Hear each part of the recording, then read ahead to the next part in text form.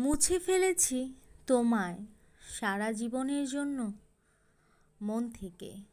সুযোগ দিয়েছি বহুবার, সম্মান রাখতে পারোনি সারা জীবন। শুধু নিজের স্বার্থটাই দেখেছ। বহু কেঁদেছি তোমার জন্য, কিন্তু আফসোস আমার কান্না তোমার মন অবধি পৌঁছায়নি। তুমি আসলে আমায় কখনো ভালোই বাসনি। আমি তোমার প্রিয়জন কখনোই হতে পারিনি। আমি ছিলাম শুধু তোমার প্রয়োজন মাত্র। শুধু শুধু মাঝখান থেকে কতগুলো বছর নষ্ট হলো।